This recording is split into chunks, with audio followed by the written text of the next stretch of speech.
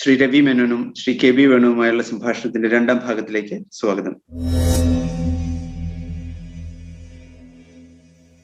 ഈ ജനപ്രിയതയുടെ ഒരു മാനദണ്ഡമായിട്ട് പ്രശസ്തരായിട്ടുള്ള പല പോപ്പുലർ ആയിട്ടുള്ള ഫിലിം മേക്കേഴ്സ് എപ്പോഴും പറയുന്ന കാര്യം, അല്ലെങ്കിൽ ദേവരാജ മാഷെ പോലുള്ള മ്യൂസിക് ഡയറക്ടേഴ്സ് ഒക്കെ പലപ്പോഴും പറഞ്ഞിട്ടുള്ള ഒരു കാര്യം കൂടിയാണത്. എനിക്ക് ഇഷ്ടപ്പെട്ടാണെങ്കിലേ മറ്റുള്ളവർക്ക് ഇഷ്ടപ്പെടുള്ളൂ. അതൊരു അപ്പൊ നമുക്ക് ഇഷ്ടപ്പെടുന്നതിന്റെ ഒരു സംഭവം അനുസരിച്ചിരിക്കും, അതിന്റെ ഒരു മാനദണ്ഡം അനുസരിച്ച്. അതെ, മാഷുടെ ഈ സംഗീത സംവിധാന ശൈലിയെ പറ്റി പറഞ്ഞപ്പോ മാഷ് പറഞ്ഞെച്ചാല്, മാഷ് കമ്പോസ് ചെയ്തിട്ട് രാത്രി പാതിരക്കാണ്, രാത്രി ലോകം മുഴുവൻ ഉറങ്ങിക്കിടക്കുന്ന സമയത്താണ് പുള്ളി കമ്പോസ് ചെയ്യുക. പുള്ളി കമ്പോസ് ചെയ്ത് രാത്രി 2 മണിയൊക്കെ ആവും പുള്ളി കമ്പോസ് ചെയ്ത് വരുമ്പോഴേക്കും. കമ്പോസ് ചെയ്ത് തീർത്ത് വെക്കും. പുള്ളി അത് റെക്കോർഡ് ചെയ്യുക, നോട്ട്സ് എഴുതി വെക്കുക, ഒന്നും ചെയ്യില്ല. അതിന് പുള്ളി കിടക്കും. പിന്നെ 5 മണിക്ക് എഴുതുന്നു, വളരെ നേരത്തെ എഴുന്നേക്കും. എന്നിട്ട് പുള്ളി ആ ട്യൂൺ ഓർത്തെടുക്കാൻ ശ്രമിക്കും.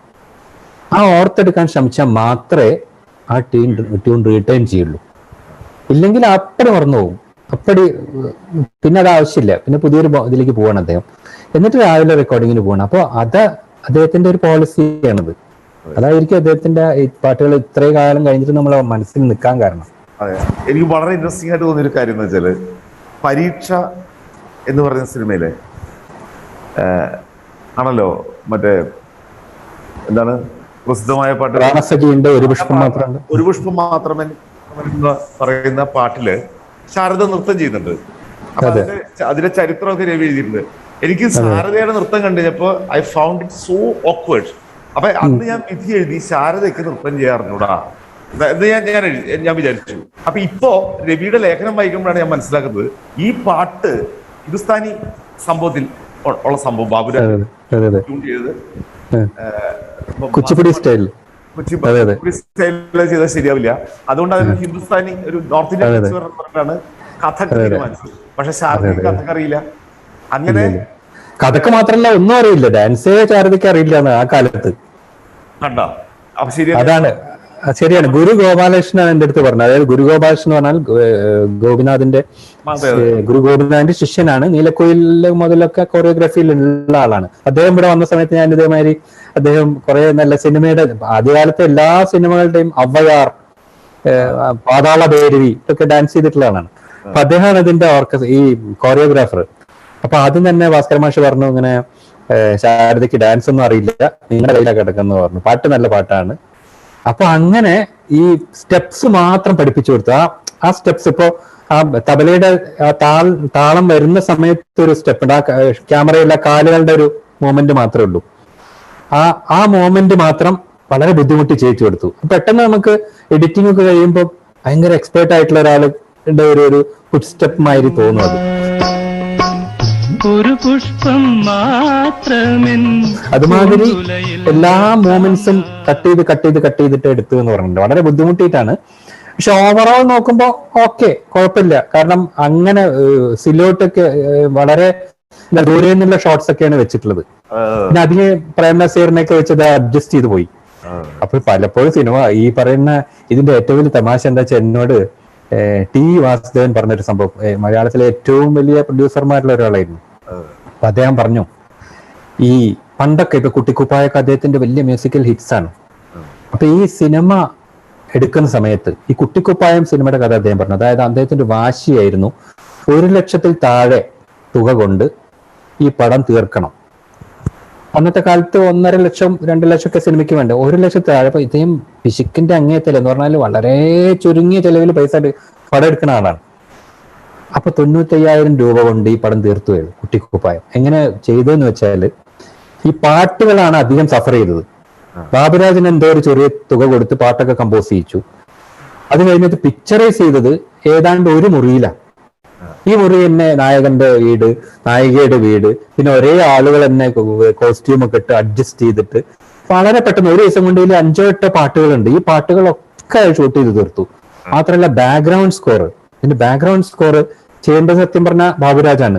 ബാബുരാജിന് എക്സ്ട്രാ പൈസ കൊടുക്കേണ്ടെന്ന് വെച്ചുകൊണ്ട് ബാബുരാജിനെ ഒഴിവാക്കി.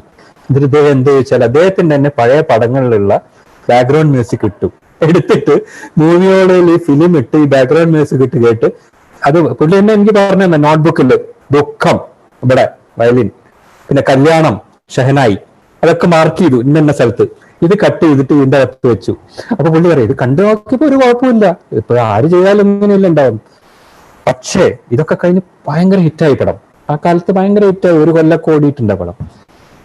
ഈ ഞാൻ അവസാനം കാണുന്ന സമയത്ത് അദ്ദേഹം പറയാം, എനിക്ക് ആ പാട്ടിനന്ന് പാട്ട് ഷൂട്ടിങ്ങിനും എല്ലാം കൂടി 10,000 രൂപയിൽ താഴെ ചെലവായിട്ടുള്ളൂ. ഇന്ന് ഞാൻ ജീവിക്കുന്ന പോലെ അതിലെ പാട്ടുകളുടെ റോയൽറ്റി കൊണ്ടാണ്. കാരണം കൊല്ലം എനിക്ക് ലക്ഷക്കണക്കിന് രൂപ എന്ന് റോയൽറ്റി കിട്ടും. അതുമാതിരി പല പാട്ട് ഭാര്യമാർ സൂക്ഷിക്കും, ഇതെല്ലാം പാട്ടുകളിലോട് ചെയ്യും. ഇപ്പൊ ഞാൻ ആലോചിക്കും, അന്ന് കുറച്ചും കൂടി സീരിയസ് ആയിട്ട് ഷൂട്ട് ചെയ്യായിരുന്നു ഈ പാട്ടുകളൊക്കെ, കുറച്ചും കൂടി വൃത്തിയായിട്ട് ഷൂട്ട് ചെയ്യായിരുന്നു. കാരണം ആ സിനിമ പോലെ ആളുകൾ മറന്നു, സിനിമ കാണാൻ താല്പര്യമില്ല, പക്ഷെ ഈ പാട്ടുകൾ ജീവിക്കുക. അപ്പൊ അത് അന്നത്തെ കാലത്ത് ഈ നിർമ്മാതാക്കളുടെ ഒക്കെ ഇതാണ്. ആ പാട്ട് എത്ര ലാഘവത്തോടു കൂടിയിട്ടാണ് അവർ കണ്ടിരിക്കുന്നത്, പക്ഷെ ഇന്ന് പോലും നമ്മൾ ചർച്ച ചെയ്യുന്നത് ആ പാട്ടുകളെ പറ്റിയിട്ടാണ്. അതായത് കഥയോ സംവിധാനമോ ഒന്നുമല്ല, അല്ലേ? ആർ സുദർശനം എന്ന് പറയുന്നൊരു സംഗീത സംവിധായകനെ കുറിച്ച് പരാമർശിക്കുന്നുണ്ട്. ചിത്രാ പൗർണമി രാത്രിയിൽ. അത് വളരെ അതിനെ കുറിച്ച് ഒരുപാട് എഴുതി രവി. എന്നുവെച്ചാൽ അത് ഒരു ടീനേജറുടെ എന്നെ പ്രണയിക്കാൻ പഠിപ്പിച്ച പാട്ടാണ്. അതൊന്ന് പറഞ്ഞത്. അത് സുദർശൻ ഈ പറഞ്ഞ മാതിരി ഒരു മലയാളിയാണെന്ന് തോന്നുന്നു ചിലപ്പോൾ അദ്ദേഹത്തിന്റെ പാട്ടുകൾ കേട്ടിട്ടുണ്ടെങ്കിൽ. മലയാളി ഒന്നും അല്ലെങ്കിൽ പോലും AVM സ്റ്റുഡിയോയുടെ സ്ഥിരം, അന്ന് എല്ലാ സ്റ്റുഡിയോസിനും സ്ഥിരം ആസ്ഥാന സംഗീത സംവിധായകർ ഉണ്ടായിരുന്ന കാലമാണ്. അപ്പൊ അവിടുത്തെ ഒരു ആസ്ഥാന സംഗീത സംവിധായകനാണ്. ഇവിടെ മലയാളത്തിൽ വളരെ അപൂർവമായിട്ടേ ചെയ്തിട്ടുള്ളൂ. ഇപ്പൊ ഇന്ദുലേഖേ ആ പാട്ടൊക്കെ അദ്ദേഹം ചെയ്തതാണ്. അതുമാതിരി ചിത്രാ പൗർണമി രാത്രിയിൽ ബാല്യകാല സഖി എന്ന് പറഞ്ഞ അങ്ങനത്തെ കുറെ പാട്ടുകൾ ചെയ്തിട്ടുള്ള ആളാണ്. കണ്ടാ തോന്നില്ല ഒരു സാത്വികനായിട്ടൊരു മഹർഷിയുമായിട്ടൊരു ഒരു മനുഷ്യനാണ്. പക്ഷെ എനിക്ക് അദ്ദേഹത്തെ കാണാൻ പറ്റിയില്ല. അതിനു മുമ്പ് അദ്ദേഹം വളരെ എന്റെയൊക്കെ ചെറുപ്പത്തിൽ തന്നെ അദ്ദേഹം യാത്രയായി, അദ്ദേഹം മരിച്ചു. പക്ഷെ പാട്ടുകളൊക്കെ വളരെ എനിക്ക് ഭയങ്കര ഹോണ്ടിങ് ആണ്. ചിത്രാ പൗർണമി രാത്രി ഒരിക്കലും മറക്കാൻ പറ്റില്ല. അതില് യേശുദാസ് മലയാളി അല്ല എന്ന് പറഞ്ഞപ്പോഴാണ് ഞാൻ ശരിക്കും ഷോക്കായി പോയത്. അതെ പലരും മലയാളിയെന്ന് വിചാരിച്ചിട്ടുണ്ടാവും. അത് വെള്ളത്താമര മൊട്ടുപോലെ എന്നുള്ള പാട്ടൊക്കെ ചെയ്തിട്ടുള്ള ആളാണ്. ബാബുരാജിന്റെ അതിശക്തമായ സ്വാധീനം. ബാബുരാജിന്റെ സ്വാധീനം ആവണല്ലോ. ബാബുരാജ് അദ്ദേഹം ചില ആളുകൾക്ക് ഈ ബോംബെ രവി ഇവിടെ വന്ന് ചെയ്തിട്ടുള്ള എന്താ വെച്ചാൽ വേണമെങ്കിൽ പുള്ളിക്ക് ട്യൂൺ ഇട്ടിട്ട് പാട്ട് എഴുതിക്കുകയായിരുന്നു. അങ്ങനെയാണല്ലോ ഇപ്പൊ എല്ലാവരും ചെയ്യുന്നത്. സലീൽ ചൗധരി അങ്ങനെ ചെയ്യുന്നത്, ഇളയരാജ അങ്ങനെ ഒരു ചലഞ്ചായിട്ട് എടുക്കുക. വേറെ നമുക്കറിയാത്ത ഒരു ഭാഷയിൽ പോയിട്ട് അവർക്ക് വേണ്ടിയിട്ട് ആ പാട്ട് അതിനനുസരിച്ച് ട്യൂൺ ഉണ്ടാക്കുക, അല്ലാതെ നേരത്തെ ഉണ്ടാക്കിയ ട്യൂണ് മലയാളത്തിലേക്ക് ആക്കുന്നതല്ല. അപ്പൊ അത് അങ്ങനെയുള്ള ആളുകളെ ബഹുമാനിക്കണം എന്നാണ് എനിക്ക് തോന്നുന്നത്. കുറേം കൂടി ഒരു വെറൈറ്റി ഉള്ള ആളുകളാണ് അവര്. രഘുനാഥ് സേത്തൊക്കെ എങ്ങനെയാണോ ചെയ്തത്? രഘുനാഥ് സേത്ത് ഇതേപോലെയാണ് ചെയ്തത്. രഘുനാഥ് സേത്തും ഇതേപോലെ ആദ്യം എഴുതിക്കുകയാണ് ചെയ്തത്. അപ്പൊ പുള്ളി പക്ഷെ ONV സാറിന് വേറൊരു ഗുണം എന്താ വെച്ചാല് പുള്ളിക്ക് ഒരു താളുണ്ട്. പുള്ളിക്ക് ആ ഒളിച്ചിരിക്കാൻ എന്നുള്ളത് ഒരു ട്രഡീഷണൽ ആയിട്ടുള്ള ഒരു താളത്തിൽ പുള്ളി ചൊല്ലിക്കൊടുത്തു. അപ്പൊ ഉടനെ അദ്ദേഹത്തിന് ആ കിട്ടിയ ട്യൂണ്. അപ്പൊ അതിനനുസരിച്ചിട്ടാണ് ചെയ്തിട്ടുള്ളത്. വളരെ ഒറ്റ പടത്തിലേ ചെയ്തിട്ടുള്ളൂ. പിന്നീട് രണ്ടാമതൊരു പടത്തിന് വേണ്ടി ജയരാജ് അവരെ കൊണ്ട് ചെയ്യിച്ചു. ഇത് ഇറങ്ങിയില്ല. പാട്ട് കമ്പോസ് ചെയ്ത് റെക്കോർഡ് ചെയ്ത് കഴിഞ്ഞു എന്ന് പറഞ്ഞു. പക്ഷെ അത് ഇറങ്ങി. നല്ല പാട്ടായിരുന്നു കേട്ടിട്ടുണ്ട്. ഉത്തം സിംഗ് ചെയ്തു. അതെ, ഉത്തം സിംഗ് വേറെ ചെയ്തു. അതെ, ഏഴിലം പാലമുത്ത് ഇതുമാതിരി തന്നെ വേദ്പാൽ വർമ്മ. അതെ, നമ്മള് വേദ്പാൽ വർമ്മയെ കുറിച്ച് അങ്ങനെ പറഞ്ഞെന്ന് വെച്ചാൽ ഇപ്പോ രഘുനാഥ് സേത്തിനെ കുറിച്ച് പറഞ്ഞതുകൊണ്ട് അതിലേക്ക് വന്നു എന്ന് മാത്രമേ ഉള്ളൂ. അപ്പൊ അദ്ദേഹം എങ്ങനെയാണ് വേദ്പാൽ വർമ്മ എങ്ങനെയാണ് കമ്പോസ് ചെയ്തതെന്ന് എനിക്ക് അറിഞ്ഞുകൂടാ. അത് വളരെ ഫേമസ് ആയ ഒരു പാട്ടാണ് ഏഴിലം പാലമുത്ത്. അതെ, അതെന്റെ ഒരു ഫ്രണ്ട്, ഞാനത് എഴുതിയിരുന്നു. ഒരു ഫ്രണ്ട് അദ്ദേഹത്തിന്റെ കോളേജ് ജീവിതമൊക്കെ കഴിഞ്ഞിട്ട് ഗൾഫിലേക്ക് പോകുമ്പോ ഈ ഒരു കാസറ്റിന്റെ 2 ഭാഗത്തും സെയിം സോങ്, 2 ഭാഗത്ത് ഈ പാട്ട് ബാക്ക് ടു ബാക്ക് ആയിട്ട് റെക്കോർഡ് ചെയ്ത് പോയിരിക്കുകയാണ്. അത്രയും സ്നേഹം ഈ പാട്ടിനോട്. അത് കഴിഞ്ഞ് വർഷങ്ങൾക്ക് ശേഷം ഈ കാസറ്റിന്റെ കാലം കഴിഞ്ഞു. പിന്നെ അത് കഴിഞ്ഞിട്ട് MP3 CD വന്നു, MP3 വന്നു, പിന്നെ പെൻഡ്രൈവ് വന്നു. ഇതെല്ലാം കഴിഞ്ഞ് മൊബൈൽ ഫോണിൽ ഇപ്പോഴും അദ്ദേഹം ഈ പാട്ടിന്റെ ആരാധകനാണ്. അപ്പൊ അവസാനം നാട്ടിൽ വന്നപ്പോഴും വീണ്ടും ഇത് പുതിയ ടെക്നോളജിയിലേക്ക് മാറുന്നു എന്നല്ലാതെ പാട്ട് മാറുന്നില്ല. സംസാരിക്കുന്ന സമയത്ത് ഫോണിൽ വിളിക്കുമ്പോൾ ഈ പാട്ടിനെ കുറിച്ച് എന്തുകൊണ്ടാണ് ഈ പാട്ടിനോട് ഇത്രയും വലിയ സ്നേഹം എന്നൊക്കെ ചോദിച്ചിട്ടുണ്ട് ഞാൻ. അപ്പൊ അതേപോലെ ചെറുപ്പത്തിന് എന്തോ ഒരു പ്രണയ നൈരാശ്യോ പ്രണയ നഷ്ടം എന്തോ ഒരു സംഭവമാണ്. പക്ഷെ ഈ കാലത്തും ജീവിക്കാൻ പ്രേരിപ്പിക്കുന്ന ഈ പാട്ടാന്ന് അദ്ദേഹം പറഞ്ഞിട്ടുണ്ട്. അപ്പൊ എങ്ങനെ ഒരു പാട്ട് തമ്പിസാറ് പറയും നമ്മളിത് എഴുതി കൊടുക്കുമ്പോഴൊന്നും ഇത്ര വലിയൊരു സംഭവം എന്ന് വിചാരിക്കുന്നില്ല. കൃത്യസമയത്തിനുള്ളിൽ പാട്ട് എഴുതുക, കമ്പോസ് ചെയ്ത് കൊടുക്കുക എന്നുള്ളേ ഉള്ളൂ. പക്ഷെ ചിലപ്പോൾ അതൊരു മണിക്കൂറിനുള്ളിൽ എഴുതിയിട്ടുള്ള ഒരു പാട്ടായിരിക്കും. പക്ഷെ ഇത് കാലങ്ങൾക്ക് അപ്പുറത്തേക്ക് വളരെയാണ് ഈ പാട്ടുകൾ. അതെ, രവി പല പാട്ടുകളെ കുറിച്ച് പറയുമ്പോഴും ഈ പാട്ട് മ്യൂസിക് ചെയ്തതും അതുപോലെ തന്നെ അത് കമ്പോസ് ചെയ്തതൊക്കെ വളരെ ചുരുങ്ങിയ സമയം കൊണ്ട് ചെയ്തിട്ടുള്ള പാട്ടുകളെല്ലാം ചിലപ്പോൾ സംവിധായകന്റെ തോക്കിന് മുന്നിൽ നിന്നുകൊണ്ട് ചെയ്തിട്ടുണ്ട്. അത് ജോൺസൺ മാഷ് എപ്പോഴും പറയുന്ന ഒരു സംഭവമുണ്ട്. അതായത് ചില പാട്ടുകള് ദൈവം നമുക്ക് തരും, ചില പാട്ടുകൾക്ക് എഫേർട്ട്. ഇപ്പോ ഭാസ്കരൻ മാഷ് ഒരു പാട്ട് എഴുതി കൊടുത്തു. ആദ്യകാലത്താണ് പുള്ളിയുടെ, ജോൺസൺ മാഷിന്റെ ആദ്യകാലത്ത് നസീമ എന്ന് പറഞ്ഞ പടത്തില് മാഷ് എന്നിട്ടും നീ എന്നെ അറിഞ്ഞില്ലല്ലോ, എന്നെ ആർദ്ര നയനങ്ങൾ തുടച്ചില്ലല്ലോ എന്ന് പറയുന്ന 4 വരി ആണ് തുടക്കം. അപ്പൊ ഇത് കൊടുത്ത് പുള്ളി പോക്കറ്റിലിട്ട് പിന്നെ മാഷൊക്കെ പോയി കഴിഞ്ഞിട്ടാണ് വായിച്ചു നോക്കുന്നത്. അപ്പൊ ജോൺസൺ മാഷ് വായിച്ചു നോക്കുമ്പോ ഇത് എവിടെയോ നിർത്തി തുടങ്ങിയ പോലെയുണ്ട്, എവിടുന്നോ പകുതിക്ക് വെച്ച്. എന്നിട്ടും എന്ന് പറഞ്ഞ പാട്ട് പുള്ളി കേട്ടിട്ടില്ല ഇതുവരെ. എന്നിട്ടും എന്ന് വെച്ചിട്ട് എങ്ങനെ പാട്ട് തുടങ്ങാ? അപ്പൊ അത് ചരണായിരിക്കും, മാഷക്ക് തെറ്റിയതായിരിക്കും എന്ന് വെച്ചിട്ട് ജോൺസൺ മാഷെ വിളിച്ചു, ഭാസ്കരൻ മാഷെ വിളിച്ചു. മാഷ ഇങ്ങനെ ഇതിന്റെ ചരണാണ് രണ്ടാമതാ കൊടുത്തിട്ടുള്ളത്, അപ്പൊ ഞാനത് പല്ലവി ഇങ്ങോട്ട് ഇടട്ടെ എന്ന് വെച്ചു. അപ്പൊ മാഷ് പറഞ്ഞു അങ്ങനെയല്ല ജോൺസൺ, അത് ഞാൻ അങ്ങനെ തന്നെയാണ് എഴുതിയത്, അത് അതിന്റെ ആ കഥാപാത്രത്തിന്റെ ഒരു മാനസികാവസ്ഥയിൽ നിന്ന് എഴുതിയതാണ്, നമ്മളൊരു അബ്രപ്റ്റ് ആയിട്ട് തുടങ്ങുകയാണ്, എവിടെയോ നിർത്തിയിടത്തുനിന്ന് തുടങ്ങിയ പോലെ എഴുതിയതാണ്. ജോൺസന്റെ ബുദ്ധിമുട്ടാണെങ്കിൽ മാറ്റിക്കോളൂ എന്ന് പറഞ്ഞു. അതൊരു വെല്ലുവിളിയായിട്ട് ജോൺസൺ പറഞ്ഞ അത് പറ്റില്ലല്ലോ, അങ്ങനെയാണെങ്കിൽ നമുക്ക് ചെയ്യണ്ടേ. പക്ഷെ ജോൺസൺ മാഷ് എന്നോട് പറഞ്ഞു ഒരാഴ്ച ഇത് പോക്കറ്റിലിട്ട് നടന്ന് തെക്ക് പുള്ളി ആകെ ടെൻഷൻ എടുത്ത് എങ്ങനെ കമ്പോസ് ചെയ്യണം, ഇത് തുടങ്ങണം എന്നറിയില്ലായിരുന്നു. യാദൃശ്ചികമായിട്ട് എന്തോ ടൗണിൽ യാത്ര ചെയ്യുമ്പോഴോ മറ്റേ ട്യൂൺ അങ്ങ് വരിക ചെയ്ത്, എന്നിട്ടും എന്ന് പറഞ്ഞിട്ട് തുടങ്ങി ആ പാട്ട് കമ്പോസ് ചെയ്ത്. അപ്പൊ ആ എഫേർട്ടാണ്, അതിൻ്റെ അകത്ത് ഭയങ്കര എഫേർട്ട് ഉണ്ട് പുള്ളിക്ക്. പക്ഷെ അതേ സമയത്ത് ഈ ONV സാറ് എന്റെ മൺവീണയിൽ കൂടണയാനൊരു മൗനം പറന്നു വന്നു എഴുതി കൊടുത്തത് വായിക്കുന്ന തന്നെ എന്റെ മൺവീണയിൽ എന്നാണ്. ആ സെക്കൻഡ്, ഇത്രയും സെക്കൻഡിന്റെ അകത്ത് അത് വേണ്ട, നിമിഷ നേരം കൊണ്ട് അതിന്റെ ട്യൂണ് കിട്ടിയെന്നുള്ളതാണ്. അപ്പൊ പുള്ളി പറയാം ചിലപ്പോ അദ്ദേഹം ഇങ്ങോട്ട് തരും, ചിലപ്പോ നമുക്കത് പിടിച്ചെടുക്കണം എന്ന് പറയാറുണ്ട്.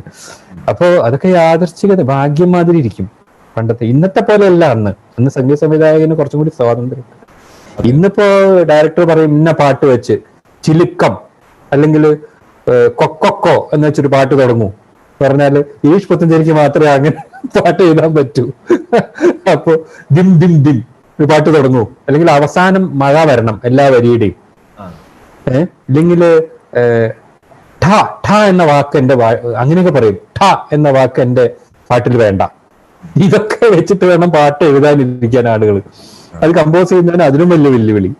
അപ്പോ യാതൊരു തരത്തിലും സ്വാതന്ത്ര്യം ഇല്ലാത്തൊരു ഏർപ്പാടാക്കി മാറിക്കഴിഞ്ഞ സംഗീത സംവിധാനം.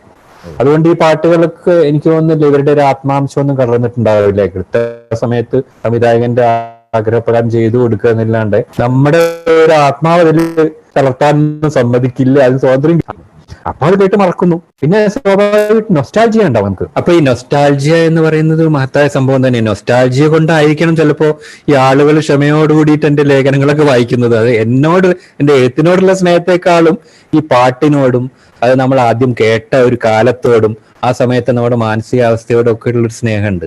ഇപ്പൊ ഉദാഹരണത്തിന് ഞാൻ പറയും, ഇപ്പൊ ഇന്നൊരു 20-21 വയസ്സുള്ള ഒരു പയ്യനെ സംബന്ധിച്ച്, ഒരു കൗമാരക്കാരനെ സംബന്ധിച്ച് അവന്റെ നൊസ്റ്റാൾജിയ എന്ന് പറയുന്നത് ലജ്ജാവതി എന്ന പാട്ടാണ്. കാരണം അവൻ കുട്ടിക്കാലത്ത് ആദ്യം കേട്ട പാട്ട് അതാണ്, അമ്മയുടെ പാട്ട് അതാണ്. നമുക്ക് ചിലപ്പോൾ അത് അത്ഭുതം തോന്നും, ലജ്ജാവതി എങ്ങനെ നൊസ്റ്റാൾജിക് പാട്ടാവുകയെന്ന്.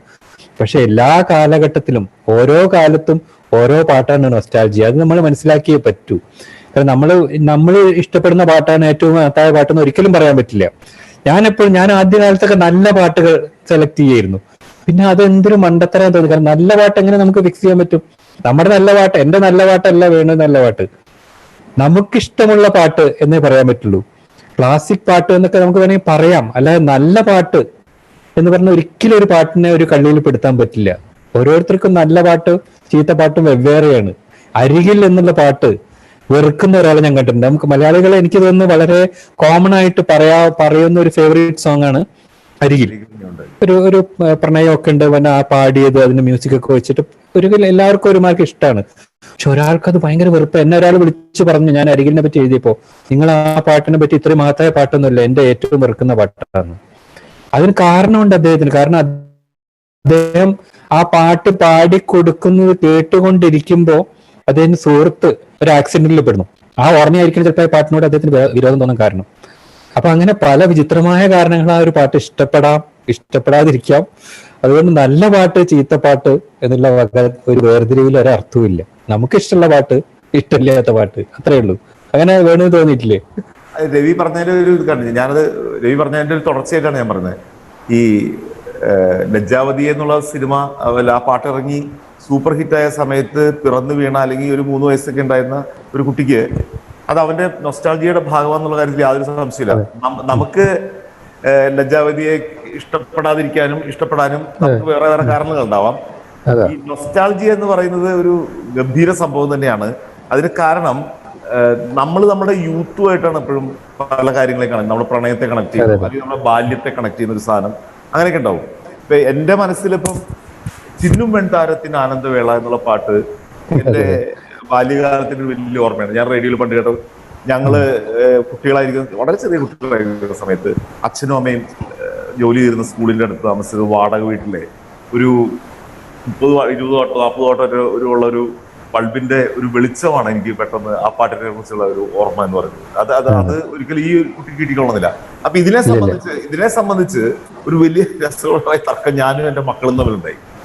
എന്റെ 2 പെൺകുട്ടികളും നന്നായിട്ട് പാടും.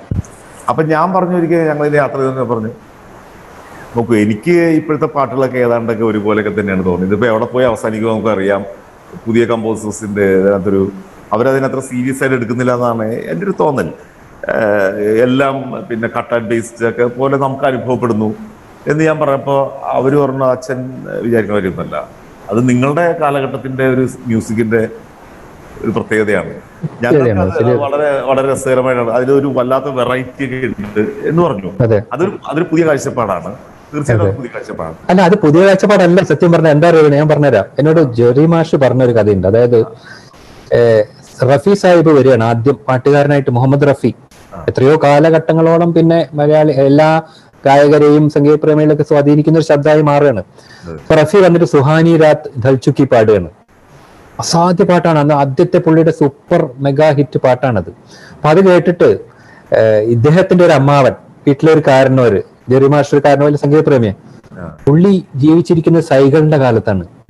സൈകളുടെ സോജ എന്നുള്ള പാട്ടൊക്കെ കേട്ട് ഹരം കൊണ്ടിട്ടുള്ള ഒരാളാണ്. അയാൾ ചോദിക്കണ പോലും, ഇതെന്ത് പാട്ട് അയാൾ പാടുന്നത്, തേങ്ങിക്കറിയുന്ന പോലെ ഉണ്ട്, ഇങ്ങനെയാണോ പാട്ട് പാടേണ്ടത്? സൈകളല്ലേ പാട്ടുകാരുണ്ട്. അപ്പൊ ആ കാലത്ത് അതുണ്ട്. പിന്നീട് റഫി എത്ര മഹാനായ ഒരു ആളായി. അപ്പൊ ഓരോ ജനറേഷനും അവരവരുടേതായ കാഴ്ചപ്പാടുകൾ. ഇപ്പൊ ഇന്നത്തെ വേണുവിന്റെ മക്കളും അവരുടെ മധ്യവയസ്സിലെത്തുമ്പോ ഇതേപോലെ തർക്കിച്ചേക്കാം. തർക്കിക്ക് ഉറപ്പല്ല. എന്തിനേറെ പറയുന്നു, പുത്തിരികൾ കണ്ണിലണിഞ്ഞവളെ എന്നുള്ള പാട്ട് ദേവരാജ മാഷ് കമ്പോസ് ചെയ്യാൻ ആലോചിക്കണം.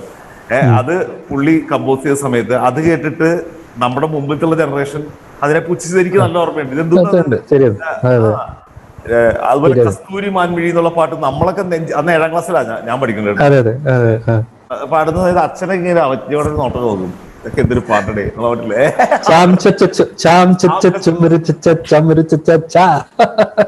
അപ്പൊ അത് പിന്നെ കുറച്ച് കഴിഞ്ഞപ്പോ നമ്മൾ മസിൽ പിടിക്കാൻ തുടങ്ങിയ സമയത്ത് അപ്പൊ നമ്മള് ക്രിട്ടിക്കലായിട്ട് ചില സംഭവങ്ങളൊക്കെ കാണാം. ഇപ്പൊ ടി ശാസ്ത്രമംഗലമൊക്കെ എഴുതി തുടങ്ങിയ സമയത്ത് ഇതൊക്കെ വായിച്ചിട്ട് ഇതിനോടൊക്കെ അവജ്ഞ. കാരണം പുള്ളിയുടെ മാനദണ്ഡങ്ങൾ തന്നെ വേറെയാണ്. നമ്മള് പക്ഷെ രവി പറഞ്ഞ പോലെ ആരെന്ത് എഴുതിയാലും എഴുതിയില്ലേലും ഈ പാട്ട് നമ്മളെ വിട്ടുപോകുന്നില്ല. വ്യാകരണമൊക്കെ മറന്നുപോയി. അപ്പൊ പെട്ടെന്ന് എനിക്ക് ഓർമ്മ വന്നു ബിജു തിരുമലെ ഒരിക്കലും യാദൃച്ഛികമായിട്ട് ഞാൻ എറണാകുളത്ത് വെച്ച് കണ്ടുപിടി. ഞങ്ങൾ തമ്മിൽ സംസാരിച്ചപ്പോ ഞാൻ പറഞ്ഞു, സാറിന്റെ എത്രയോ മനോഹരമായ പാട്ടുകൾ, ഇപ്പൊ യാമശംഖൊലി വാനിലിയൂർ എന്നുള്ള പാട്ട്, അല്ലെങ്കിൽ നീലജലാശയത്തിൽ എന്നുള്ള പാട്ട്, അല്ലെങ്കിൽ തുഷാര ബിന്ദുക്കളെ എന്നുള്ള പാട്ട്, അണിയാത്ത വളകളിലെ ഒരു മയിൽ പീലിയായി ഞാൻ, അങ്ങനെ എത്രയോ പാട്ടുകൾ ഞങ്ങളുടെ ബാല്യകാല സ്മൃതികളിലേക്ക് ഇങ്ങനെ കയറിപ്പോയിട്ടുള്ള പാട്ടുകളാണ്. പക്ഷേ ചില ഗാനനിരൂപകർ ഇതിനകത്ത് ഈ വക പാട്ടുകളിൽ അല്ലെങ്കിൽ പോലും സാർ എഴുതുന്ന പല വരികളും നമുക്ക് വല്ലാതെ നന്നായിട്ട് നമ്മുടെ ഹൃദയത്തിലേക്ക് ഇപ്പോഴും കയറി പോകുന്നത്. കാരണം നമ്മൾ സിനിമാ പ്രേമികൾ കൂടിയാണ്. അതാ നമുക്ക് അതിനുള്ള ബോധ്യമൊക്കെ എപ്പോഴും. അപ്പം തിരുമല അന്നും അത്യാവശ്യം നല്ല തിരക്കുള്ള എഴുത്തുകാരനാണ്.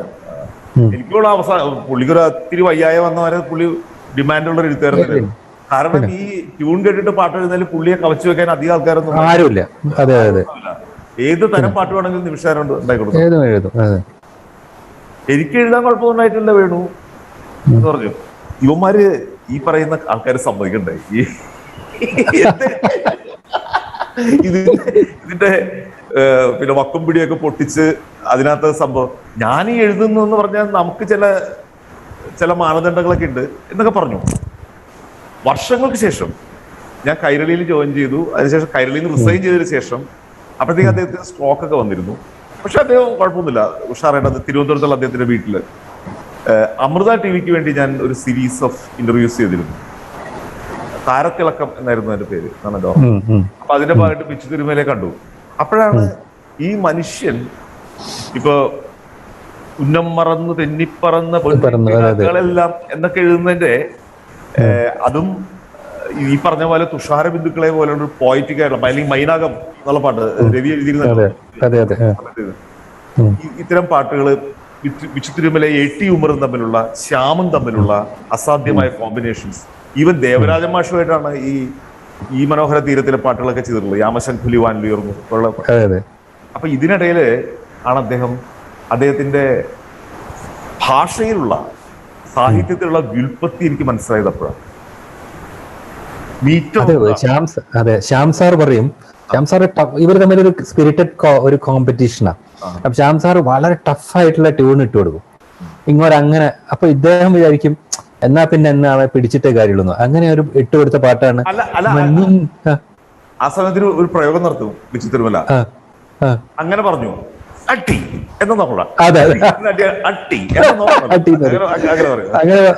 അങ്ങനെ പറഞ്ഞ പാട്ടാണ്, ട്യൂണാണ്. അപ്പൊ മഞ്ഞിൻ തേരെ എഴുതി പുള്ളി. അതെ, മഞ്ഞിൻ തേരെ ശ്യാം സാറ് പറയാ മഞ്ഞിൻ തേരെ എഴുതി. ഓക്കെ, അടുത്ത് ഇതെന്ത് ചെയ്യും? ഒരു മിനിറ്റിനകം പുള്ളി കുളിരുന്ന്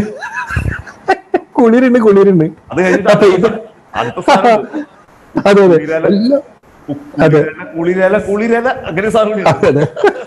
ഇത് തമിഴിലേക്ക് ആയപ്പോ ഈ പാട്ട് തമിഴിൽ കണ്ണദാസനെ എഴുതിയ പോലും. കണ്ണദാസന് വെച്ച് ഇത് ആരെ എഴുതിയത് ഈ ട്യൂണിനനുസരിച്ച് ചോദിച്ചത് അപാര കവിഞ്ചേർത്താൻ എന്ന് പറഞ്ഞു എന്ന് ശ്യാം സാറ് പറയാ. പിന്നെ ബീച്ച് തിരുമല എനിക്ക് തോന്നുന്നത് നമ്മളിപ്പോ ഞാൻ പുള്ളിനോട് ചോദിച്ചിട്ട് ഈ നക്ഷത്ര ദീപങ്ങൾ തിളങ്ങി ഉള്ള പാട്ട് സാധ്യ പാട്ടാണിത്. ഭയങ്കര ഹിറ്റാണ്, മലയാളത്തിലെ സൂപ്പർ ഹിറ്റ് അർദ്ധശാസ്ത്രീയ ഗാനങ്ങളിലൊന്നാത് ചെമ്പൈയെ പറ്റി. അതില് ഈ നവരാത്രി മണ്ഡപത്തിൽ ചെമ്പൈ കച്ചേരി നടത്താണ് അതിന്റെ ഒരു ഇതിവൃത്തം. ഇപ്പൊ സത്യം പറഞ്ഞാൽ ഫാക്ച്വലി ചെമ്പൈ ഒരിക്കലും നവരാത്രി മണ്ഡപത്തിൽ കച്ചേരി നടത്തിയിട്ടില്ല. അത് വലിയ ചർച്ചാ വിഷയമായിരുന്നു ചെമ്പൈക്ക്. പക്ഷെ പുള്ളി എഴുതി. അപ്പോ ഈ സംഭവം ചോദിച്ച സമയത്ത് ബിജു ചേട്ടൻ പറഞ്ഞു അതെന്റെ ഒരു സ്വപ്നമായിരുന്നു രവിമേനോൻ. അങ്ങനെ കരുതിക്കോളൂ. കാരണം ഈ സിനിമാ പാട്ടുകളിൽ ഈ സ്വാതന്ത്ര്യം ഉണ്ട്. നമ്മളിപ്പോ കർശനമായിട്ട് ഇപ്പൊ നീർമിഴി പീലി എന്നാണ് ദാസേട്ട് പാടിയിട്ടുള്ളത്. നീർമിഴി പീലി എന്നാണ് ONV സാർ എഴുതിയിട്ടുള്ളത്. അപ്പോ ഇത് റെക്കോർഡ് ചെയ്ത് അങ്ങോട്ട് അയച്ചു കൊടുത്ത് പുള്ളിക്ക് കിട്ടിയ ലിറിക്സിൽ വന്ന ചെറിയ മിസ്റ്റേക്സ് ആയിരിക്കാം. അങ്ങനെ പാടി അയച്ചു വന്നു. ലെനിൻ അത് ശ്രദ്ധിച്ചില്ല. അങ്ങനെ സിനിമയിൽ വന്നു. പലരും തെറ്റാന്ന് പറയും. പക്ഷെ ആ പാട്ടിന് ഇതിനെപ്പോഴും അത് ബാധിച്ചിട്ടുണ്ടോ? അത് സൂപ്പർ ഹിറ്റായിട്ട് ഈ തെറ്റോട് കൂടി തന്നെ ആളുകൾ അത് പാടി നടക്കുന്നുണ്ട്. അതുകൊണ്ട് സിനിമാ പാട്ടിന് ഇത് ഒരു ലിറിക്സ് തെറ്റിയാൽ പോലും സംഗീതം അസാധ്യമായാൽ മതി, അല്ലെങ്കിൽ ആലാപനം അസാധ്യമായാൽ മതി, ബാക്കി എല്ലാം മറക്കും.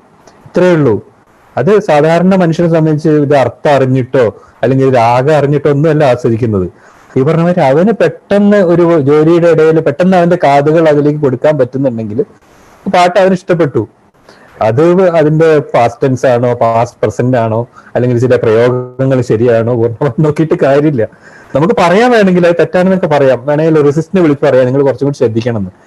ജനത്തിനെ സംബന്ധിച്ചത് ഒരു പ്രശ്നമില്ലെന്ന് എനിക്കറിയാം. കാരണം എനിക്ക് ദിവസവും വരുന്ന ഫോൺ കോളുകൾ, അതിൽ ഡോക്ടർമാരുണ്ട്, IAS ഓഫീസർമാരുണ്ട്, മന്ത്രിമാരുണ്ട്, സാധാരണ മത്സ്യത്തൊഴിലാളികളുണ്ട്, ഈ ചായ ഉണ്ടാക്കുന്ന സാധാരണ മനുഷ്യരുണ്ട്. എനിക്ക് അത്ഭുതം തോന്നിയിട്ടുള്ള എന്താ വെച്ചാൽ ഈ വിളിക്കുന്ന ആളുകള് ഒരു ഹോട്ടലിൽ ചായ ഉണ്ടാക്കുന്ന ഒരാളാണ്, ചായയുടെ സ്പെഷ്യലിസ്റ്റാ പുള്ളി. എന്നെ വിളിച്ചു പറഞ്ഞു നിങ്ങള് പ്യാരേലാലിനെ പറ്റി എഴുതിയില്ലെന്ന്. ഞാൻ പറഞ്ഞു, ഞാൻ ലക്ഷ്മണൻ പ്യാരേലാലിനെ പറ്റി എഴുതിയിരുന്നല്ലോ. അല്ല, പ്യാരേലാലിനെ പറ്റി നിങ്ങൾ, പുള്ളി ഒറ്റയ്ക്ക് കുറച്ച് പടങ്ങൾ ചെയ്തിട്ടുണ്ട്. സത്യമാണത്. കാരണം ഇത് നമ്മളെക്കാളും വിവരമുള്ളവരാണ് ഇത് വായിക്കുന്നത്. ആ ബോധം നമുക്ക് വേണമല്ലോ. നമ്മൾ എഴുതാൻ കഴിവുണ്ട്, അല്ലെങ്കിൽ എഴുതാനുള്ള ഒരു ചാൻസ് ഉള്ളതുകൊണ്ട് നമ്മൾ എഴുതുന്നു. ഇത് എഴുതാൻ പറ്റാത്ത നമ്മളെക്കാളും വിവരമുള്ള എത്രയോ വായനക്കാർ നമുക്ക് ഉണ്ട്. അതുകൊണ്ട് ഇവരെ മനസ്സിൽ കണ്ടു വേണം നമ്മൾ എഴുതാൻ. അതുകൊണ്ട് എപ്പോഴും ഞാനത് ശ്രദ്ധിക്കാറുണ്ട്. ചിലപ്പോൾ ചീത്ത പറയും, നിങ്ങൾ 1998 നവംബർ 5-നാണ് അത് റിലീസ് ചെയ്തെന്ന് എഴുതി, ഈ നവംബർ 10-നാണ് റിലീസ്, ഞാൻ വേണമെങ്കിൽ കാണിച്ചു തരാന്ന് പറയും. ആയിരിക്കും. അപ്പൊ അത്രയും വൈകാരികമായിട്ട് ഈ പാട്ടുകളെയൊക്കെ സമീപിക്കുന്ന ആളുകളോടാണ് നമ്മൾ സംവദിക്കുന്നത്. അതൊരു ത്രില്ലാണ് ശരിക്കും പറഞ്ഞാൽ. അങ്ങനെ ചീത്ത കേൾക്കാനും ഇഷ്ടം എനിക്ക്. രവിക്ക് വരുന്ന വളരെ ലേറ്റ് നൈറ്റ് ഫോൺ കോളുകളിൽ പലതും ഇതുപോലെ പലതരത്തിലുള്ള ഫോൺ കോളുകൾ വരുന്നുണ്ടാവും. ഈ ഇപ്പോ റേഡിയോസ്. പക്ഷെ അതിൽ രസകരമായ ഫോൺ കോൾ എന്ന് വെച്ചാല് ഈ രാത്രി സദസ്സുകൾ ഉണ്ടാവുമല്ലോ, പാട്ട് ഇഷ്ടം പോലെ. അതെ, അല്ല അത് അങ്ങനെ വരും. ബെറ്റ് വെച്ചിട്ട് ഇത് തീർപ്പ് കൽപ്പിക്കുന്ന ആള് രവിയാണ്. കാരണം അതെനിക്ക് ഏറ്റവും അത്ഭുതം തോന്നിയത് രഞ്ജിത്തും ഷാജി കൈലാസും വിളിച്ചു. അതെ, അത് മറ്റേ മഞ്ഞുലയിൽ മുങ്ങിത്തോർത്തി മധുമാസ ചന്ദ്രിക എന്ന് ഷാജി കൈലാസ് പറയുന്നു, ധനുമാസ ചന്ദ്രിക എന്ന് രഞ്ജിത്ത് പറയുന്നു. ഭയങ്കര വാശി, അങ്ങോട്ടും ഇങ്ങോട്ടും ആയിട്ട്. അന്ന് ഈ മറ്റേ ഇപ്പോഴത്തെ പോലെ ഓൺലൈനിന്റെ പ്രളയകാലം ആയിട്ടില്ല കമ്പ്യൂട്ടറിന്റെ. ഭയങ്കര വാദപ്രതിവാദ. രാത്രി 2 മണിക്ക് എന്നെ വിളിച്ചോണത്തി, ഞാൻ വെറും ധനുമാസ ചന്ദ്രികയാണെന്ന്. ഇപ്പൊ രഞ്ജിത്ത് കണ്ടില്ലേ, ഞാൻ ജയിച്ചു പറഞ്ഞിട്ട്. അങ്ങനെ ഇതുപോലുള്ള ബെറ്റ് വെച്ച് വിളിക്കുന്നവരുണ്ട്. പിന്നെ കരഞ്ഞുകൊണ്ട് വിളിക്കും ചിലവര്. നിങ്ങൾ ആ പാട്ടിനെ പറ്റി എഴുതിയില്ലേ, ചെമ്പകത്തൈകൾ പൂത്ത എന്റെ ഭാര്യയുടെ ഇഷ്ടഗാനാണെന്നൊക്കെ പറഞ്ഞ് കരച്ചിലോട് കരച്ചില്. പക്ഷെ എനിക്ക് ഏറ്റവും മറക്കാൻ പറ്റാത്തൊരു ഫോൺ കോള് യേശുദാസിന്റെ ഫോൺ കോൾ. അത് ഭയങ്കര അത്ഭുതമായിട്ടില്ല. അത് പുലർച്ചെ 3 മണിക്ക്, 2-2:30-3 മണിക്ക് ഞാൻ കോഴിക്കോട് അളകാപുരിയിൽ അന്ന് എനിക്ക് വന്ന് മാത്രമേ ജോയിൻ ചെയ്യുന്ന സമയം. ഉറങ്ങുന്ന സമയത്ത് സുഷുപ്തിയിലാവും. പെട്ടെന്ന് മൊബൈൽ ഫോൺ വന്ന സമയം, അധികം ഇതായിട്ടില്ല. അപ്പൊ ഫോണിലൊരു അറിയപ്പെടാത്ത ഒരു വിദേശ നമ്പർ ഞാൻ നോക്കുമ്പോ പ്രഭച്ച് ദാസേട്ടന്റെ വൈഫാണ്. രവി, ദാസേട്ടനൊരു സംശയം ചോദിക്കുന്നു. എന്താ വെച്ചാൽ ഇവിടെ ഒരു ന്യൂയോർക്കിലൊരു പരിപാടിയിൽ ഒരു പ്രൈവറ്റ് ഒരു പ്രോഗ്രാമിൽ നിൽക്കുകയാണ്. അപ്പൊ പുള്ളി പെട്ടെന്ന് കടലിനക്കരെ പോണവരെ എന്നുള്ള പാട്ട് പാടാൻ പറയുന്നവര്. അപ്പൊ ലൈൻസ് പെട്ടെന്ന് ശരണത്തിന്റെ ഓർമ്മ വരുന്നില്ല, രവി ഒന്ന് പറഞ്ഞു കൊടുക്കുമെന്നു. ദാസേട്ടൻ ബുക്കൊന്നും എടുത്തിട്ടില്ല എന്നു. എനിക്ക് ഇത് സ്വപ്നമാണോ അത് ഇതെന്താ സംഭവം എന്ന് മനസ്സിലാവും. ദാസേട്ടന് ഫോൺ കൊടുത്തു. ദാസേട്ടൻ പറഞ്ഞു, എടാ നീ ഉറങ്ങുകയാണെന്ന് എനിക്കറിയാം, സോറി കേട്ടോ, നീ ആ വരിയുണ്ടെങ്കിൽ ഞാൻ പറഞ്ഞു, ദാസേട്ട 1 മിനിറ്റ് കഴിഞ്ഞിട്ട് ഒന്ന് വിളിക്കുക, ഞാനിപ്പോ നോക്കാം. അങ്ങനെ പെട്ടെന്ന് ഓർമ്മയിൽ എന്തോ ഒരു ഭാഗ്യത്തിന് ആ വരികൾ വന്നു. ആ സമയത്ത് വരണമെന്നില്ല, ടെൻഷനുണ്ട്. ദാസേട്ടൻ വിളിച്ച് ചോദിക്കുമ്പോൾ എന്തോ ഒരു ഭാഗ്യത്തിന് വന്ന് പുള്ളി 2 മിനിറ്റ് കഴിഞ്ഞ് വിളിച്ചു. ഞാനത് പറഞ്ഞു കൊടുക്കുകയും ചെയ്തു. പിന്നെ അത് എനിക്കറിയാം. പിന്നെ ദാസൻ രാവിലെ എന്നെ വിളിച്ചിട്ട് പറഞ്ഞു, വരാ ഞാൻ രാവിലെ വിളിച്ചപ്പോൾ സോറി കേട്ടോ, ഈ ഓർമ്മയായിരുന്നല്ലോ വിളിച്ച് സോറിയൊക്കെ പറഞ്ഞു വെച്ചു. അപ്പൊ ഞാൻ പിന്നെ ആലോചിക്കും, നമ്മുടെ ജീവിതത്തിൽ ഒരിക്കലും പ്രതീക്ഷിക്കുന്ന പോലെ. എനിക്കിപ്പോഴും ഓർമ്മയുണ്ട്, വയനാട്ടിലൊക്കെ ഞങ്ങള് താമസിക്കുന്ന വളരെ ഒരു കുഗ്രാമമായിട്ടൊരു സ്ഥലമാണത്.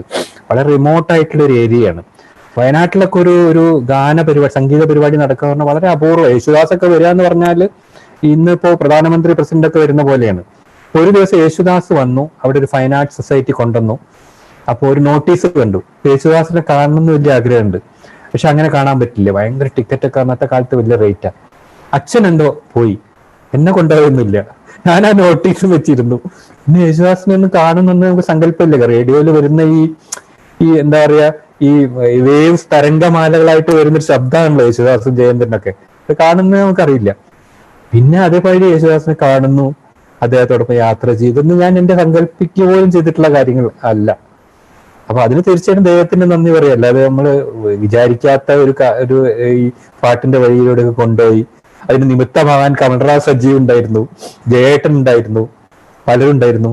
അപ്പൊ അതൊക്കെ ഒരു എന്തോ അങ്ങനെ സംഭവിച്ചു എന്നേ പറയാൻ പറ്റുള്ളൂ. പലപ്പോഴും ഈ ഇതുപോലെയുള്ള ഫോൺ കോള് എനിക്കും വരും. അപ്പൊ ഞാൻ ഇതുപോലെ പറയും, ഞാനൊരു 2 മിനിറ്റ് കഴിഞ്ഞ് നിങ്ങൾ വിളിച്ചു കഴിഞ്ഞാൽ അത് 5 മിനിറ്റ് ഞാൻ പറയാന്ന് പറയും. അത് ഞാൻ രവിയെ വിളിക്കും. ഇപ്പൊ കുഴപ്പമില്ല, ഇപ്പൊ നമുക്ക് ഗൂഗിളിൽ നോക്കിയിട്ട് കാര്യങ്ങളൊക്കെ പറയാൻ പറ്റും. ഗൂഗിളിൽ നോക്കാം, പക്ഷെ ഗൂഗിളിൽ ധാരാളം തെറ്റുകളുണ്ട്. അതെ, ഇഷ്ടം പോലെ ഉണ്ട് ഇങ്ങനെ തെറ്റുകളുണ്ട്. പി ബി ശ്രീനിവാസ് മരിച്ചപ്പോ വിക്കിപീഡിയ നോക്കുമ്പോ ഇപ്പൊ ജീവിച്ചിരിക്കുന്ന ശ്രീനിവാസന്റെ ബയോഡാറ്റയാണ് അതിന്റെ അകത്ത്. യാതൊരു തരത്തിലും അത് ടെലിവിഷൻ ചാനലുകാർ അതേപടി കൊടുക്കുകയും ചെയ്തിരുന്നു. അപ്പൊ അത് അന്ധമായിട്ട് അത് ഫോളോ ചെയ്യാണല്ലോ, ആർക്കും അതിനെ കുറിച്ചൊന്നും ധാരണയില്ല. അപ്പൊ അങ്ങനത്തെ അപകടങ്ങളുണ്ട് ഇന്റർനെറ്റിൽ. അത് ഓർമ്മകളെ ഗൂഗിളിൽ നിന്ന് പണയം വെച്ച് ജീവിക്കുന്ന ഒരു ജനതയായി നമ്മൾ വീണ്ടും വീണ്ടും മാറിക്കൊണ്ടിരിക്കുക എന്നുള്ളതാണ് അതിന്റെ കഥ. അതെ അതെ. ഇതേപോലെ അമരം എന്ന സിനിമയായിട്ട് ബന്ധപ്പെട്ട ഒരു ഞാനിത് ഈ പുസ്തകം വായിക്കുമ്പോഴാണ് എന്റെ ശ്രദ്ധയിൽപ്പെട്ടത്. എന്ന് വെച്ചാൽ അതിലെ പാട്ടുകൾ മുഴുവൻ SP ബാലസുബ്രഹ്മണ്യമാണ് പാടേണ്ടിയിരുന്നത്. അതെ അതെ. അത് പറഞ്ഞു ആദ്യം പാടിയത് പുള്ളിയാണ്. പക്ഷെ പുള്ളി അതൊന്ന് മാറി. പുള്ളി പാടി പഠിച്ചപ്പോ രവീന്ദ്രൻ മാഷ് അത് പഠിപ്പിച്ചപ്പോ തന്നെ SP ബുദ്ധിമാനാണ്. SP പറഞ്ഞു, ഇത് രവീന്ദ്രൻ ഇത് നിങ്ങൾ ആരെ ഉദ്ദേശിച്ച് കമ്പോസ് ചെയ്തത് എനിക്ക് മനസ്സിലായി, അത് അദ്ദേഹം തന്നെ പാടിക്കോട്ടെ പുള്ളി തിരിച്ചു പോവുകയാണ് ചെയ്തത്. അത് എനിക്ക് തോന്നുന്നു അങ്ങനത്തെ ഒരു കാലഘട്ടം, അങ്ങനത്തെ വ്യക്തികള്, ആ കാലം, അതൊക്കെ ഒരു വേറൊരു ഓർമ്മയാണ്. ഇനി അത് ആവർത്തിക്കപ്പെടും, അതുപോലുള്ള ആളുകൾ ഉണ്ടാവും നമുക്ക് പ്രതീക്ഷയില്ല. SP ഒക്കെ ഒരു മഹാനായ ഒരു മനുഷ്യനായിരുന്നു, മനുഷ്യ സ്നേഹിയായിരുന്നു, നല്ലൊരു ഗായകൻ, നല്ലൊരു മനുഷ്യനും കൂടി ആവുക എന്ന് പറയുന്നത് അത്ര എളുപ്പമുള്ള കാര്യമല്ല. ഇത് രണ്ടും ചേർന്നിട്ടുള്ള ഒരാളായിരുന്നു SP. അങ്ങനെ ഒരാളാണ് ചിത്ര.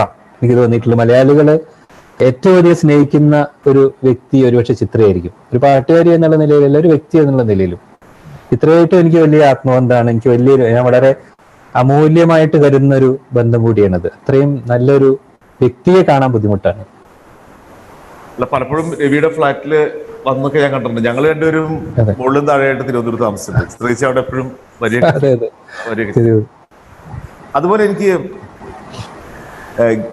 വേറൊരു കാലഘട്ടത്തിലേക്ക് കടന്നു കഴിഞ്ഞാൽ ഗിരീഷ് പുത്തഞ്ചേരിയെ കുറിച്ച് രവി എഴുതിയിട്ടുള്ള ചില കാര്യങ്ങളൊക്കെ ഉണ്ട്.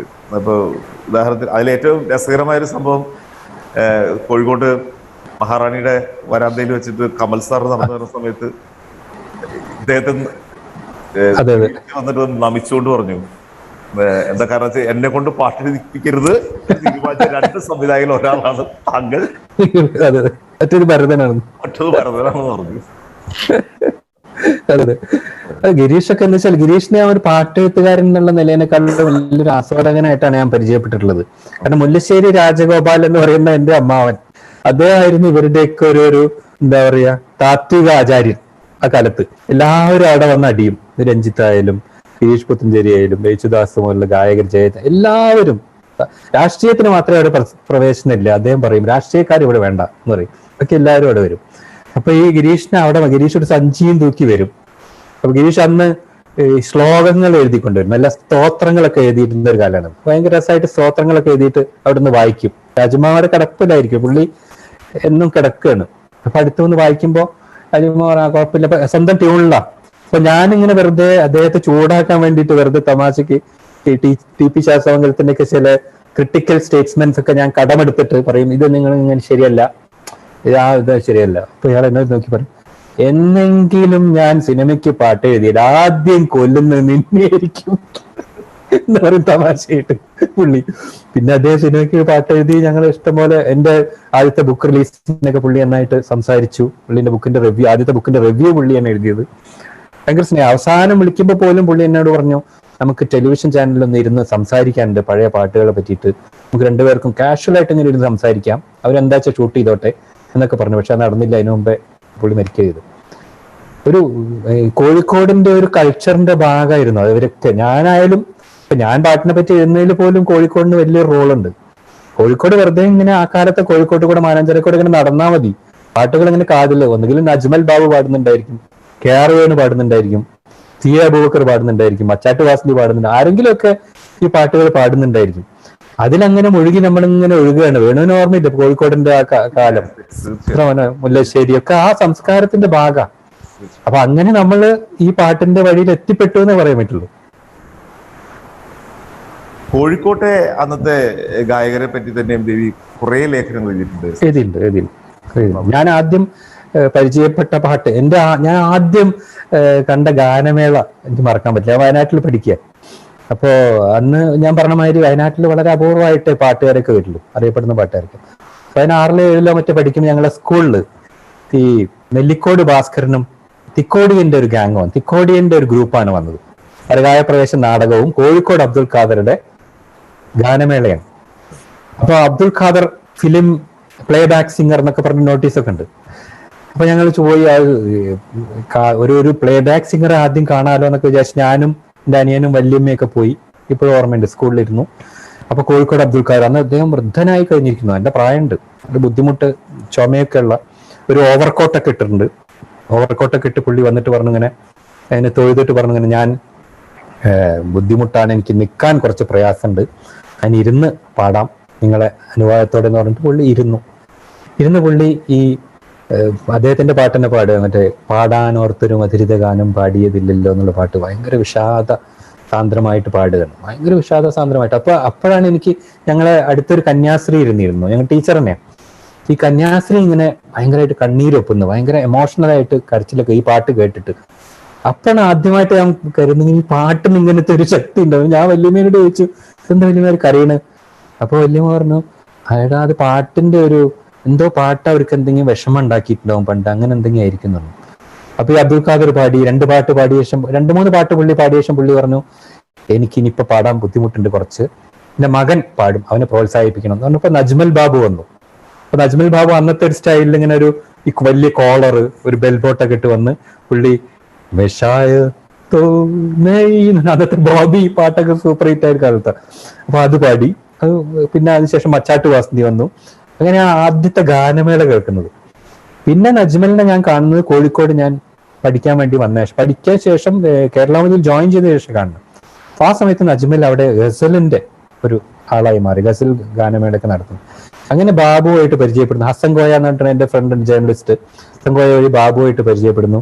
അങ്ങനെയാണ് ശരിക്കും പറഞ്ഞാൽ കോഴിക്കോടിന്റെ സംഗീത ലോകത്ത് ഞാൻ എത്തിപ്പെടുന്നത്. പിന്നെ കുറെ പാട്ടുകാർ, KR വേണു, CA അബൂബക്കർ, അന്നത്തെ കാലത്തെ വളരെ പ്രശസ്തമായിട്ടുള്ള കോഴിക്കോടിന്റെ പ്രിയപ്പെട്ട സതീഷ് ബാബു, ഇവരൊക്കെ എന്റെ വിവാഹത്തിന്റെ തലേന്ന് ഒരു ട്രിബ്യൂട്ട് മാതിരി കോഴിക്കോടത്തെ പാട്ടുകാരെല്ലാരും കൂടി ഒരു മുല്ലശ്ശേരിയിൽ വന്നിട്ടൊരു ഗാന പ്രണാമം നടത്തിയിരുന്നു. അന്ന് സതീഷ് ബാബു ഉണ്ട്, നജ്മൽ ബാബു ഉണ്ട്, സേതു, ഡോക്ടർ സേതു ഇപ്പൊ ലണ്ടനിലാണ്, തുജിത, മനോജ് എന്നൊക്കെ പറഞ്ഞ കുറെ പാട്ടുകാരൻ, നസീം, നമ്മുടെ MS നസീം, ഇതൊക്കെ വന്ന് മുല്ലശ്ശേരിയിൽ ആ നിലത്തിരുന്നിട്ട് പാടി. ആ സമയത്ത് ലൈറ്റ് പോയതൊക്കെ ഭയങ്കര മഴയുള്ള ഒരു ദിവസമായിരുന്നു. ലൈറ്റ് പോയി, ആ സമയത്ത് മൈക്ക് ഓഫായി. അപ്പൊ എല്ലാവരും പാട്ട് നിർത്തി. അപ്പൊ രാജമാമ അവിടെ ഇരുന്ന് കസേര എന്ന് പറഞ്ഞു, ബാബു നീ പണ്ട് മൈക്കുള്ള സമയത്താണോ പാടിയിരുന്നത്? മൈക്കില്ലാതെ പാട് നീ പറഞ്ഞു. അങ്ങനെ ബാബു മറ്റേ കരളിൽ കണ്ണുനീർ മുകിൽ നിറഞ്ഞാലും കരയാൻ വയ്യാത്ത വാനമേ അപാരശാന്തി തൻ തീ, അപാരശാന്തിയൊക്കെ ബാബു പാടുന്ന അസാധ്യ അപാരതയാണ് അതിൻ്റെ അകത്ത്. അപ്പൊ ആ രാത്രി ഒന്നും മറക്കാൻ പറ്റില്ല. അതൊക്കെ നമ്മളെ ആ കാലഘട്ടത്തിൽ, നമ്മുടെ ആ പ്രായത്തില് ഈ പാട്ടിന്റെ ലോകത്തേക്ക് നമ്മളെ അങ്ങേയറ്റം അടുപ്പിച്ച ഓരോ നിമിഷങ്ങളാണ്. ഈ നമ്മൾ ഇത്രയും നേരം സംസാരിച്ചുകൊണ്ടിരിക്കുമ്പോ ഈ കോഴിക്കോട്ടിലേക്ക് ഞാൻ എങ്ങനെ കടക്കും എന്ന് ആഗ്രഹിച്ച് നോക്കിക്കൊണ്ടിരിക്കുന്നത്. ദേവരാമാഷിനെ കുറിച്ച് ചോദിക്കാറുണ്ട്, ബാബുരാജിനെ കുറിച്ച് ചോദിക്കാറുണ്ട്, ഹിന്ദി ഗാനങ്ങളുടെ ഒരു എൻറ്റയർ സെഷൻ വേറെ കിടക്കാറുണ്ട്. അപ്പൊ നമുക്ക് അതിലേക്ക് നാളെ കടക്കാന്ന് ഞാൻ വിചാരിക്കുന്നത്.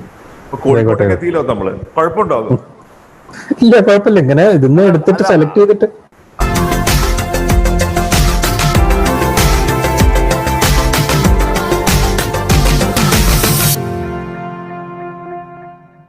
മീഡിയ മാതെങ്കിൽ മറക്കാതെ സബ്സ്ക്രൈബ് ചെയ്യൂ. നിങ്ങളുടെ അഭിപ്രായങ്ങൾ കമന്റ് ചെയ്യൂ. Thank you.